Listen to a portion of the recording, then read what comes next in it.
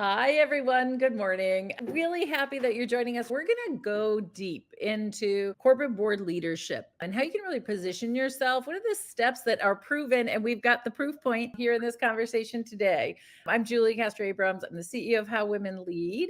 This is a nonprofit organization. It's focused on us coming together and collectively breaking glass ceilings and making change happen. And what I really want to say to you is lean in and listen to how this might inform your path. There's a path for you. I've joined today by someone I admire so deeply, Kimberley Goode. She's Chief Communications and Social Impact Officer at BMO Financial Group, and she is a new board director at Providence Health Plan. Kimberly's very active in our community. She really shows up. She's hosted a bunch of people at a Bulls game we were just talking about, very much leading in making sure that you all know about this, that we have gotten rid of any of the mystery and we've got women on a path. So thank you, Kimberly, for joining us today. Well, thank you for the invitation. It's great to be here. And Julie, all of that love goes right back at you because I find you to be really the catalyst for so much that has shaped both my career and so many others. So it's great to be in conversation with you. Thank you for that. Well, I think part of it is because we commit to a credo of how we want to be together. And I'm going to share that with everyone now. And I actually want you to lean into possibility. What if the culture was better for us? What if we didn't have some of these negative things that have held us back? So take a deep breath, shake it out. And this is our invitation to you.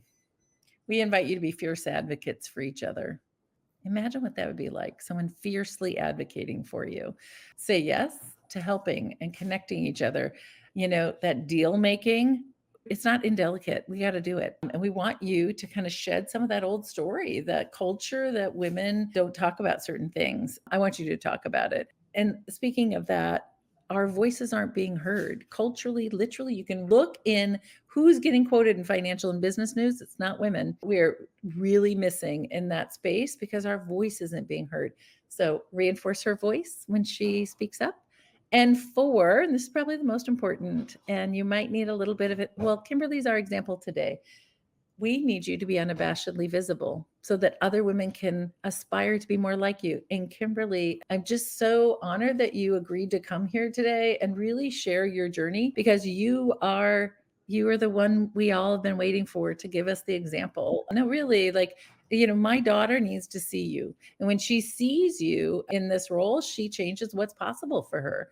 So thank you for being here with us today. Well, thank you. And you know that I love the creed. And that last point about being unabashedly visible is tough because sometimes we don't want to be out in front for us. And I think your point about we don't do it for us. This isn't for Kimberly. This is really for others out there that can be inspired. And it reminds me, just to go off script for a moment, of the very first role model I had in my career. It was a woman named Rita Wilson. She was in the corner office at Allstate. And when I, as a young 21-year-old recent graduate, saw her in the corner office, I automatically knew the career path that I wanted and I knew it was possible. So I know firsthand the importance of having role models, and that's something that all of us can aspire to be for others. That's beautiful. So everybody give me a virtual Girl Scouts pledge to being that way with each other. And it's pretty magical. So Kimberly, thank you for always modeling that for me and for everybody around you. Can you walk us through the journey? When did you first get the idea of, serving on a board? And what is your executive background that is lending itself obviously to great value? So I would say that it was pretty deep in my career before I began to think about what it would like to be on the other side of the table. So as a corporate executive, I've had the opportunity over the last couple of decades to be in C-suite roles, and that's given me access to board operations from the management side. So I had a lot of understanding of what it meant, whether I was working, at top brands like Kellogg Company or American Express, Prudential Financial, and others. I got to see what it was like to prepare for the board, to answer questions for the board. And that was important really as a first step in preparing for the journey. And then later, as I began to work more closely with CEOs and with board members, I began to envision the possibility that I could be on the other side. And I think all of that work experience is key to helping prepare you for the board. And so my journey started in corporate communications, really working my way up the ranks. And then I took on broader responsibilities for government relations and began to develop a bit of an expertise in managing stakeholders, helping organizations to show up for a broad range of stakeholders, how to guard, manage, and improve reputation. And what I learned in the last, most recent years is that those things are of increasing importance to boards. Yeah. Because as you can imagine, reputation can make an organization and it can break an organization. So Yeah. have folks to advocate for that is really key. I want to underscore a few things that you talked about. And these are action steps for anybody here or value that you don't even know you have. If you have an opportunity or can advocate for an opportunity to present to the board meeting or to prepare things for the board meeting, you'll start to really build your comfort level and understanding, which I think is often important for women because we generally don't say boastfully we can do things we haven't even toe dipped in. So it's a great example. And Kimberly just mentioned sort of crisis communications. I also want you to think about this in a couple other ways. Crisis communication can, lots of things can happen. We were just talking about in banking, like watching out for fraud, elder abuse. There's all kinds of things that we all need to pay attention to and being on top of it. The other thing is, certain kinds of boards, there's activist investors. Who's the person who's going to be managing some of the external relationships with those investors and making sure that the activist investors don't activate too much? It's all good. It's friendly and it's a good partnership. And I would say a communications person like Kimberly is a great kind of person to have by your side to really and build those skills to be able to make sure it all smooths out and it doesn't become problematic. So thank you for that.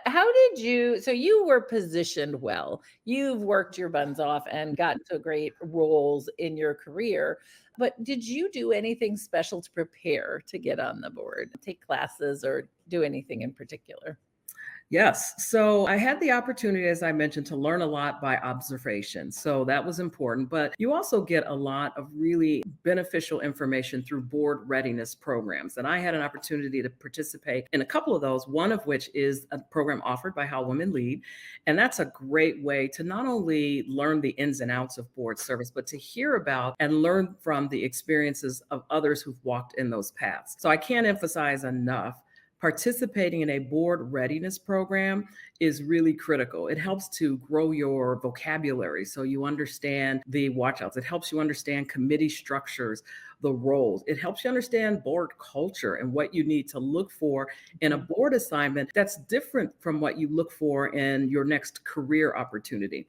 So I really recommend board readiness trainings as a great way. And then the other thing is just getting to know other board members and having a sense of inquiry to understand how their journey was. Well, and I think one of the things I love watching is, the relationships that continue beyond a course like that, where you really ask someone to hold you accountable, or you ask them to problem solve or review your materials, or like when you're about to go like an interview for a board. Did you call in anyone when you were interviewing, Kimberly, to give you advice and support? Absolutely. So, do I mention names? But I was very excited to have former people that I reported to who were Yeah. willing to take a look at both board bio as well as to kind of give me questions that I should be prepared to answer, things to look out. And I would emphasize that it's a two-way street. So this is not just a board interviewing you, Yeah. but you are interviewing the search firm or the governance committee because you want to make sure there's a good fit because that's really, really critical in board placement and particularly your first board. What were your measures that you were looking for when you were interviewing?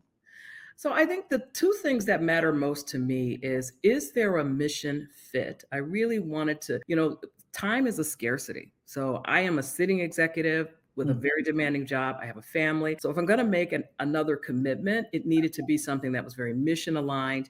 And then I wanted to know that I could add value, that I could really bring a perspective that would be appreciated and would help the organization. So those were the two criteria most important to me. Yeah. Well, and you are, healthcare is nothing to sneeze at. That's a highly regulated industry. So you have to know what you're up for in terms of that. I mean, you used to work at Blue Shield. So was there anything else that you felt like helped you know what you were getting yourself into?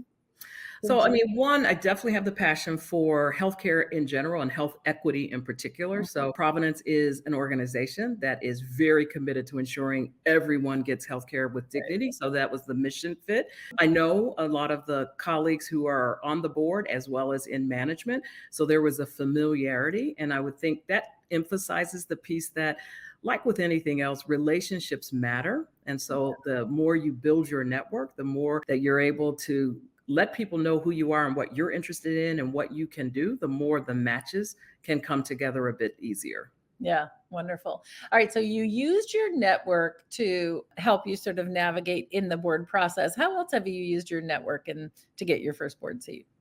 So, again, those relationships matter so key. So, the colleague that recommended me for this board, we had worked together in healthcare. So, they knew what my capabilities and skill sets were. They knew where my passion was. I appreciated their leadership style and commitment to the work. And so that made it really easy to be recommended to the search firm for consideration.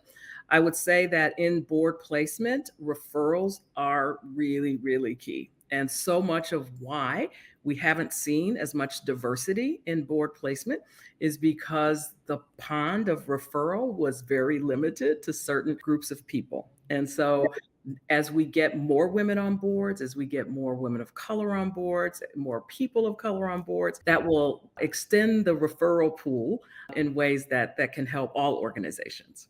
Yeah. You are clearly such a great, well, one performer that people would recommend you, but relationship builder. This is not a transaction, it sounds to me. Like these are long-term relationships that people know that you continue to show up and add value. Do you have any things that you do in particular to make sure you continue to manage those relationships well? Well, one, I stay visible. So back to your unabashedly visible, I think having a social media presence, people watch and read what you say and do and how you show up to make sure that what you say and what you do matches. I participate in things like How Women Lead so that I'm surrounded by women who are wanting the same things to make a difference in the boardroom, to make a difference in the C-suite, to make a difference in investing. So I think staying active and carving out time to make sure that you are going to the Bulls game and getting with 20 women to just sort of figure out how we can support one another, or you're showing up for board readiness, or you're attending board week, doing those things so that extends your network, but also puts you in a position to help others. I'm not asking for permission anymore. I'm not asking for a seat at the table. My friends, this is the first generation of us. We have a huge opportunity. We have power and influence and wealth. And we can start building the tables where we get the prime seats. Today, we want to invite you to join us as investors in venture. I know no one's asked you to do it before. It might be something that seems scary or foreign, but I promise you it's not that different than investing in a mutual fund where your retirement funds are. I want you to lean in and just learn a little bit more. How about making a commitment that in the next 12 months, you can give yourself 12 months to figure it out and to take a step. I want to invite you to be part of the new table of power and influence and wealth. You're invited. I want to sit at the table with you because we're going to make big change. We're going to make the world we've been dreaming of.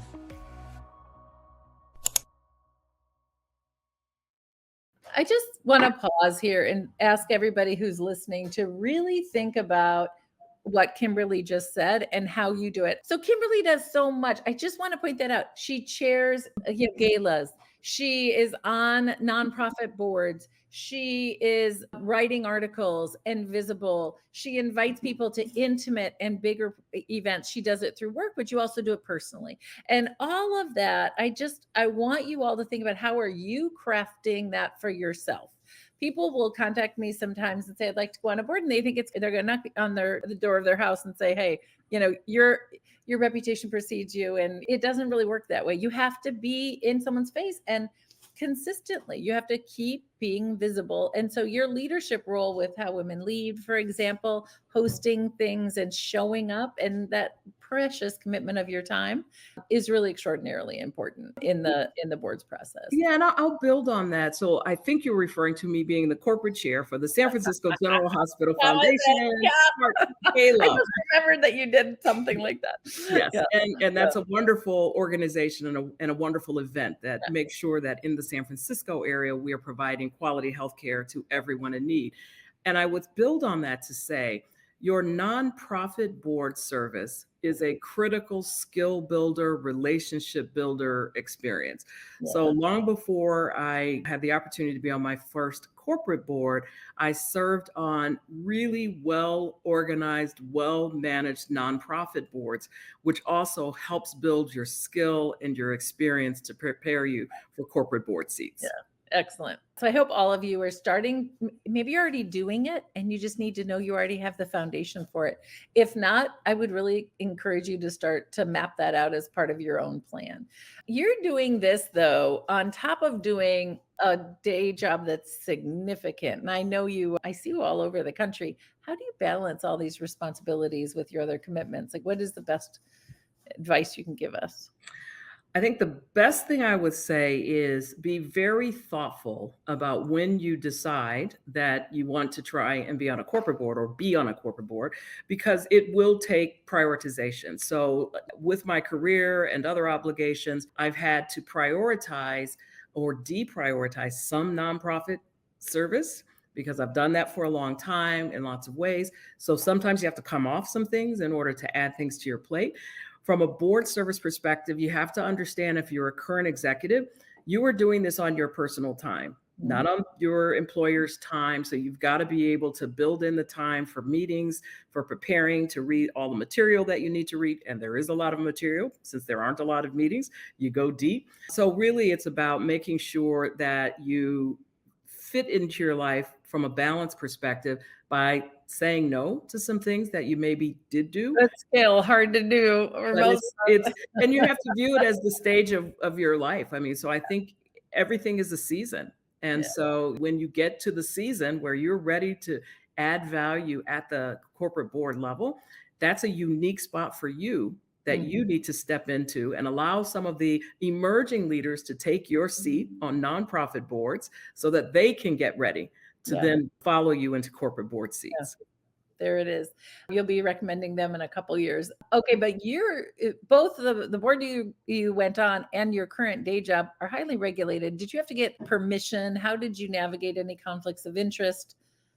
Yeah, Don't that's assume everybody you can't or you can. You got to ask, right? yeah, you absolutely have to ask. If you're a sitting executive really in the industry, you need to check with your employer about any rules or guidelines that they have. I certainly had to do that. I had to be pre-cleared. I had to go through both conflicts of interest on both my employer side as well as governing bodies for the states in which the board that I'm going on operates in. So there's a lot of paperwork and a lot of approvals, and you want to do that early in the consideration period, because if there's any concern or feedback, you don't want to get all the way to the end of the journey where Okay. you've said yes, then you're starting the approval process and something comes up. So mention to your employer if that's something that you're interested in and help them see the value in being supportive as long as you clear, there obviously is no sector competition and that sort of thing. So healthcare is not banking, there's a difference, but it is helpful because you learn in the board journey as much as you give.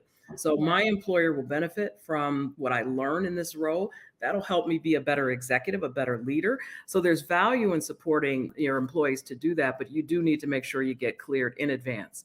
Go through that process. Well, there's data that proves what you just said is absolutely the case. So if you're in conversations with your employer, to be able to say what Kimberly just said, which is I'll add more value because I'll have a different worldview and new skills, new connections, new perspectives. So it can add a great deal, but it's not a slam dunk at every company. And sometimes you're conflicted out. So really good to ask. So, what are the things that you highlighted? You have to talk about yourself. Part of what you do in the corporate board readiness classes, for example, is you are coming up with your value proposition in the words that are relevant for the boardroom. It's actually a different way of positioning yourself. So, when you think about what are the keywords that what they're looking for you to do for them, what do you think are the biggest highlights that are the reasons why they wanted you to go on this? Sure. So I do think I bring a different perspective and one that is very tuned in on stakeholder management.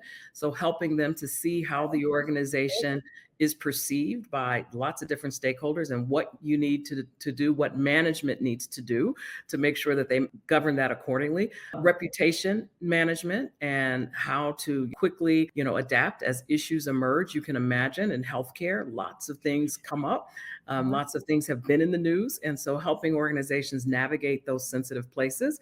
One of the important distinctions is when you're on the board, you're not management. So you're not there to solve those problems. You're there to help advise, ask the right questions, and help management feel very supported. And in some cases, you may share things that management hadn't considered to really help them manage the business in a way that's successful. So board members, our goal is to ask the right questions, bring some insights, and really be a support to management as they handle the day-to-day. Fantastic. I hope everybody's listening to think, is that something I could share that I can show up in stakeholder management, or what is the equivalency for you? And if you aren't sure, I think, well, one, you can always take one of the classes that we offer or others offer, but also talking to other directors or seeing, I even look up the bios that describe each person that's serving on a board that you might find interesting, and you'll see those keywords about how they position themselves, what value are they bringing to the boardroom. And I'll tell you, the boardroom dynamics, it's very dynamic because right now today with AI, everything's shifting. There's always something that feels like it's on the cutting edge, which I think is super fun. I don't know about you, Kimberly, but I find that to be a lot of, I don't know, growth and joy in the growing. Yeah, I mean, the reality is the world keeps changing around us, and it takes the diverse perspectives at the table to make sure that we haven't missed something. And so, whether it's in how AI is implemented in a way that doesn't recreate biases that exist in, everyday life. So there's lots of perspective that we can bring to every table. And I do think that's energizing. Yeah, I do too. I think it's a blast. I love learning and growing. So, did you have any challenges on this journey? Anything that you felt like you needed to overcome? I think the only challenge was really figuring out the right time. So I Yeah. had a lot of people who were urging me to, you got to get on a board. You're right for a board. You're ready for a board. And I had to tell myself, you'll know when it's right, Yeah. and be patient in the journey. Doesn't mean you have to wait as long as I did, but it does mean that it needs to be right. For me, having 3 kids and everything, I wanted to make sure I had one less thing on my plate before I took on another. So find the time that's right for you. And the time leading up to that, that's your prep time. That helps you build the right relationships and get the right skill set so that when the time is right, you're ready and you'll easily connect. Okay, did everyone listening sort of take note? In the meantime, if it's not quite the right time for you, there's plenty you can do. And part of it is, hey, invite people, groups of women or others out to dinner or to a show. Go put yourself out there with a nonprofit and be visible and really start to build out your story about what value you bring. I don't know, Kimberly, did you write articles about stakeholder relations or value or things like that? Do you have a body of work that you made sure that was out there in the world, or? Not necessarily. I mean, I do a lot of speaking at You do. conferences and I that sort know. of thing. I So see you I everywhere. won't do a lot of necessarily writing of articles, but certainly do share a lot of that perspective. And I want to reemphasize the point you said about really connecting with people. Connecting with people who are on boards is so critical because they are the first people that people will go to when they're looking for additional board members. Mhm. So they will say, we're looking for a board for this organization or this type of company. Who do you know? And you Mhm. want to be one of the people that board member says, well, I know so Yeah. and so. Yeah. So really invest in that. A lot of people think, okay, I'm in med tech, so I can go on a med tech board. You're in banking today, but you're now on a health plan board. Can you talk about how to think about, what kind of board might be right for you, and how not to limit yourself, or where you should put your Yeah. boundaries? So again, I think to your point about what's exciting and new and different, the skill sets that you learn are transferable across industry. I've proven that in my career, as so many others have. And again, if you're a sitting executive, you absolutely don't want a board that's in your same sector. So from that perspective, recognizing that the skills that you bring are transferable across industry. So pick one that isn't in conflict if you're in a sitting role today, and pick something that you got passion about, whether it's passion to learn because it's new, different, and exciting, or passion to build on something that already matters a lot to you. Okay, everybody. This is my final question for you. I think, Kimberly, in 2010, there's about 10, 12% women on public company boards. Today, it's over 30%, depending on what group you're looking at. We made a massive shift. Now that women are in the room, what is the responsibility of all the women who are on boards? So, first, I'm going to congratulate and thank you for all that you and How Women Lead did to really make this incredible push to get women on boards, advocating, legislating, finding ways to make this happen, to move the needle was critical. I also want to to shout out the onboard movie that is out there. And if you haven't seen it, find it. Find somebody that's viewing it. It's an incredible film that was put together to really highlight the journey of a number of Black women getting on boards, from the very first Black woman corporate director to amazing women today. Julie, I know you were featured in there as one of the participants and supporters. So on board the film, check it out. And then I would just end by saying that as within our career, it is so important that we all make way for others. And so, my responsibility, part of why I'm here, share my story, use my platforms to share the stories of others, and do the work to be prepared, help people understand what that takes. And then the most important thing I can do is be a really good board member so Yeah. that I get the respect and the influence to help open the door for others. Well, okay. I wanted to, two little quick things. Anita Sands, one of the, very highly visible public directors, been in that space for a very long time. I'll never forget one day she said, "The day we have mediocre women on boards, the day we know we will have arrived." So there you go. That's one data point. Another is, I'll tell you, every time we do a board placement, I inevitably about 6 to 9 months later, I'll get the call from the chair or whoever was my contact and say, "This person has been so extremely valuable. If we could just have a board full of people like this person, it would transform everything." And part of me just wants to say, yeah, no. I mean, yeah, she's special, but I got, another 100 of them, women that have, could have done an equally beautiful job. And so I want you all to know you are needed. You're enough. If you may need to figure out the right kind of board where you fit or when it's right for you. But my constant experience is Kimberly is going to be the best thing that ever happened to that board. And because she's disciplined and responsible and scaffolded her career and has had a breadth of experience, and it upgames everybody else. I think that's the big win of this big transformation in governance and the percentage of, who's on those boards. It's because you disrupt groupthink. And everybody else, the people who are on the board before, let's just probably say white guys, probably, they prepare differently when 3 people that are other are in the room. So when Kimberly shows up on that board, people can be like, "I want to perform better so that I can participate in the conversations like Kimberly does, because she's going to do her homework." So with that, Kimberly, do you have any final tips or words of wisdom for people? I would just say we need women. We need people of color at every table. And some of you who are listening will feel the tug and reach out. We're happy to be a help and do what you can to help others. So let's live the creed. Yeah, it makes us all better. Thank you so much. Thank you, Kimberly, for sharing and the gift of your time. I know this is precious. Have a wonderful rest of your day, everyone. I'll see you in the boardroom.